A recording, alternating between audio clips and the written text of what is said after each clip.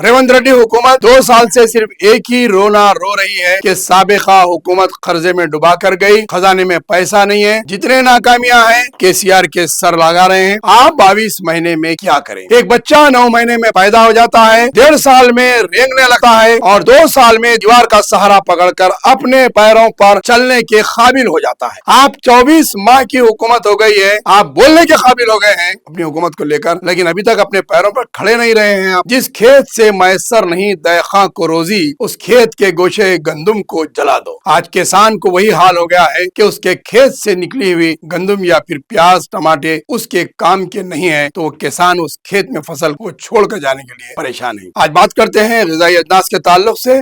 जहाँ शहर में तरकारी हो, प्याज है, अदरक लहसुन है, ये अजनास जहाँ आवाम को सस्ते भी मिलते हैं और महंगे भी मिलते हैं।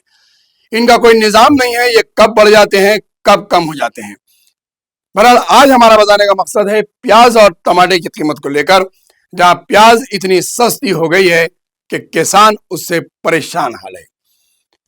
जहां 100 रुपए में 5 किलो 6 किलो मिल रही है, बाज़ जगह 8 किलो भी मिल रही है, और अच्छी प्याज है तो 8 किलो नहीं तो 10 किलो तक भी प्याज 100 रुपए में मिल रही है। 1 कुंटल का तेला 600 और 800 रुपए में मार्केट में जा रहा है, जिसकी वजह से किसान को उसकी पैदावार का सिला नहीं मिल रहा है। जितनी मेहनत करके किसान अपने खेतों में प्याज निकाल रहा है, उसके बाद उसे उसकी फसल का सिला नहीं मिल रहा, जिसकी वजह से किसान मायूस होते हुए खेतों में ही अपनी फसलें छोड़कर चले जा रहा है। यानी कि वो चीज उसके काम की नहीं है। एक मशहूर शेर याद आता है, जिस खेत से मैसर नहीं दयाखां को रोजी, उस खेत के गोशे गंदुम को जला दो। आज किसान को वही हाल हो गया है कि उसके खेत से निकली हुई गंदुम या फिर प्याज टमाटे उसके काम के नहीं है, तो वो किसान उस खेत में फसल को छोड़कर जाने के लिए परेशान है। जहां यूरिया की मुश्किल है, जहां यूरिया से किसान परेशान है, फर्टिलाइजर्स नहीं है, इरिगेशन में करंट और पानी की वजह से आंध्र प्रदेश और तेलंगाना का किसान जहां परेशान है।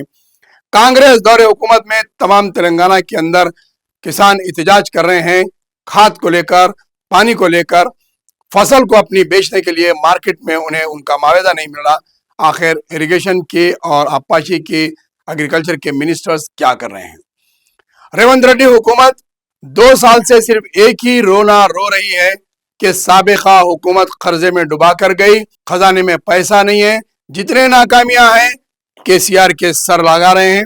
आप 22 महीने में क्या करें?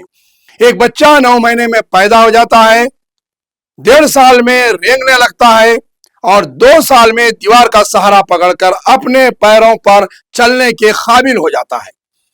आप 24 माह की हुकूमत हो गई है, आप बोलने के काबिल हो गए हैं, लेकिन अभी तक अपने पैरों पर खड़े नहीं रहे हैं। आप अपनी हुकूमत को लेकर, आपकी नाकाम हुकूमत चल रही है। आपके कैबिनेट के अंदर आपके मिनिस्टरों पर आपका जो है कंट्रोल नहीं है। आपके आईपीएस ऑफिसर, आईएएस ऑफिसर्स आपकी बातों पर असर नहीं कर रहे हैं। किसान परेशान है, गवर्नमेंट एम्प्लॉइज परेशान है, खानगी एम्प्लॉइज परेशान है, आउटसोर्सेस परेशान है, बीसी तबका हो, नौजवान हो, बेवाएं परेशान। आपके इख्तिदार में नाराज है आपसे हर कोई, हर तबका नाराज है, लेकिन आप पर कोई असर नहीं हो रहा है। चीफ मिनिस्टर की हैसियत से जो जिम्मेदारी है वो कीजिए, किसानों को उनका मुआवजा दिलाने के लिए इकदाम कीजिए। मार्केट के अंदर किसान परेशान है, आवाम तरकारियों से, महंगाई से परेशान है, गरीब गुर्बत से परेशान है, अमीर अपनी दौलतों पर राज कर रहे हैं। चीफ मिनिस्टर साहब होश में आइए अभी भी, और इख्तिदार को गनीमत समझकर उसे आवाम की फलाह बहबूद के लिए काम कीजिए।